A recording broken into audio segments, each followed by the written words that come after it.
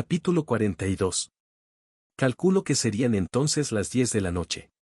El primero de mis sentidos que volvió a funcionar después de la zambullida fue el oído. Oí casi enseguida, porque fue un verdadero acto de audición, oí, repito, restablecerse el silencio dentro de la galería, reemplazando a los rugidos que durante muchas horas aturdieron mis oídos. Por fin llegó hasta mí como un murmullo la voz de mi tío, que decía: «¿Subimos?» «¿Qué quiere usted decir?», exclamé. «¿Qué subimos? Sí, ¿qué subimos?». Extendí entonces el brazo, toqué la pared con la mano y la retiré ensangrentada. Subimos, en efecto, con una velocidad espantosa. «La antorcha. La antorcha», exclamó el profesor.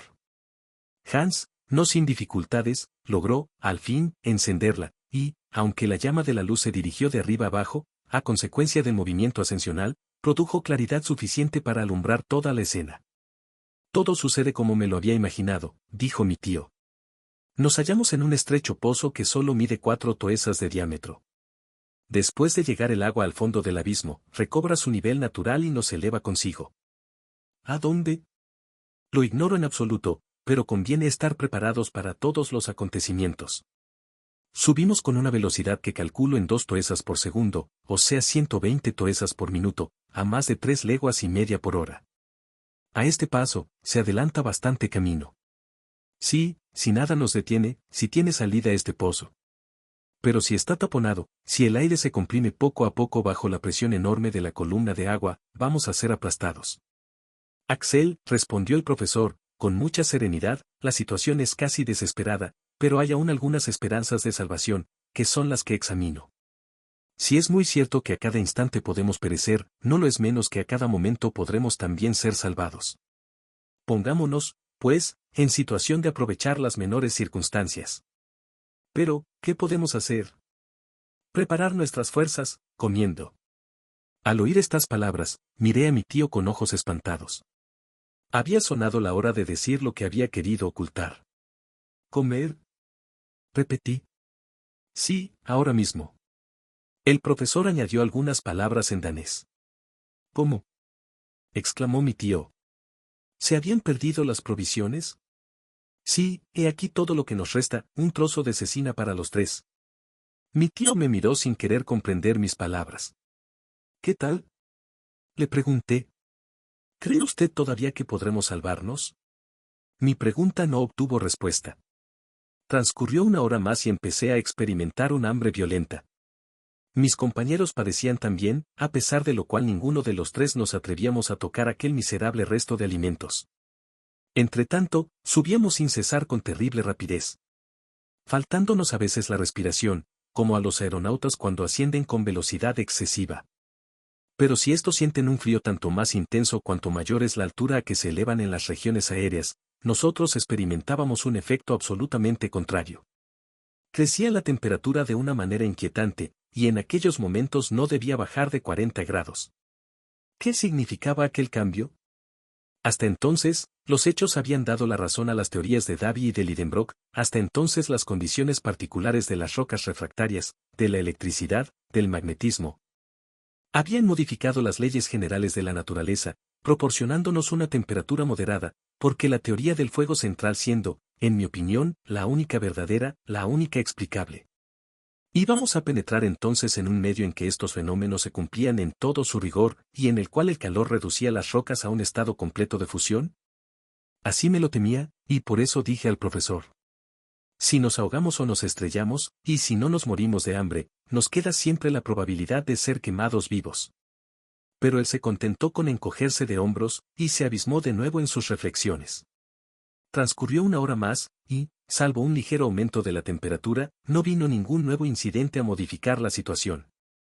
Al fin, rompió el silencio mi tío. «Veamos», dijo, «preciso tomar un partido». «¿Tomar un partido?», repliqué. «Sí, es preciso reparar nuestras fuerzas.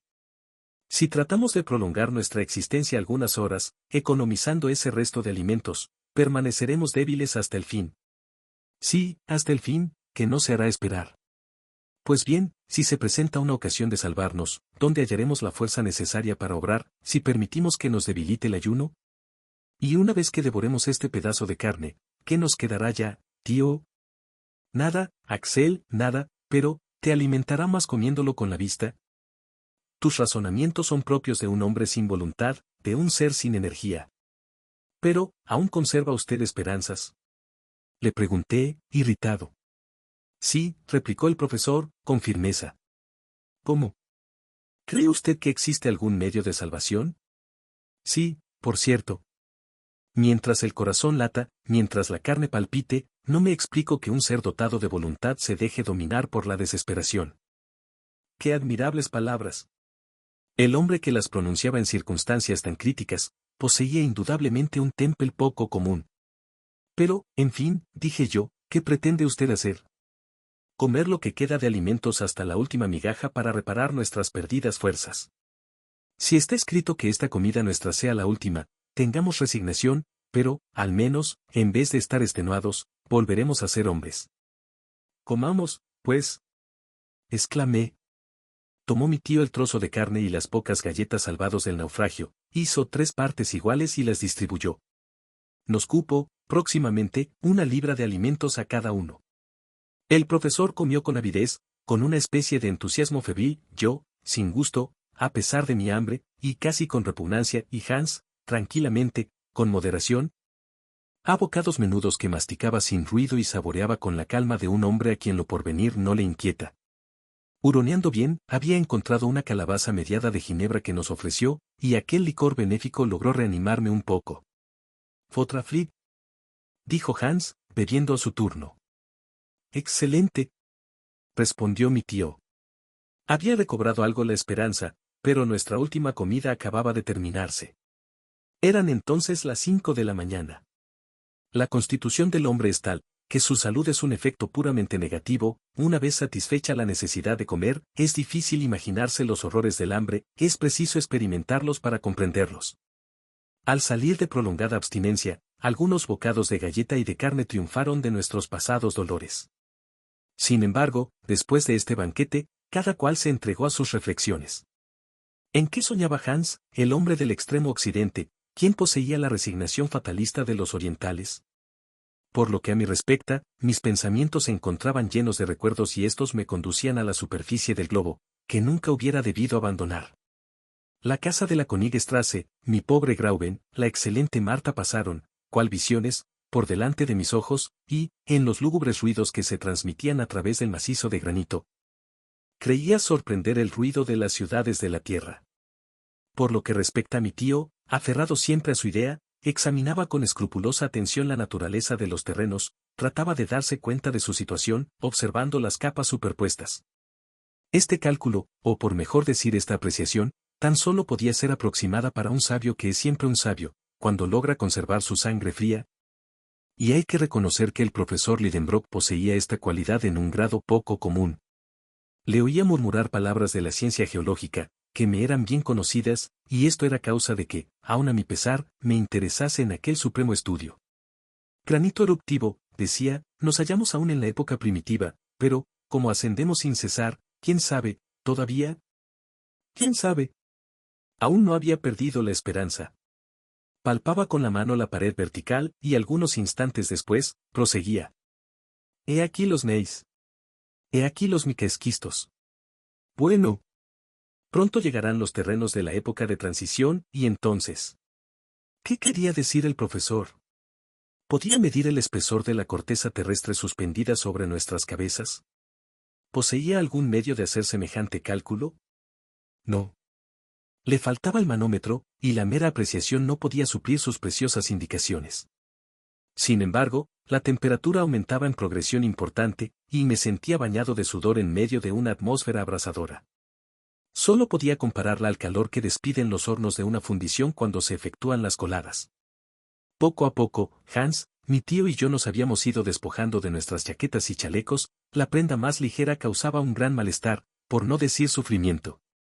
¿Será acaso que subimos hacia un foco incandescente? Exclamé, en un momento en que el calor aumentaba. No, respondió mi tío, es imposible, imposible. Sin embargo, insistí yo, palpando la pared, esta muralla quema. Al decir esto, rozó mi mano la superficie del agua y tuve que retirarla a toda prisa. El agua abrasa. exclamé. El profesor esta vez respondió solamente con un gesto de cólera.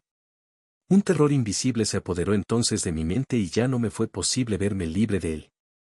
Presentía una catástrofe próxima, tan espantosa como la imaginación más audaz no hubiera podido concebir. Una idea, incierta y vaga primero, se trocó en certidumbre en mi espíritu. La rechacé, mas tornó con obstinación nuevamente. No me atrevía a formularla, sin embargo, algunas observaciones involuntarias me hicieron adquirir la convicción.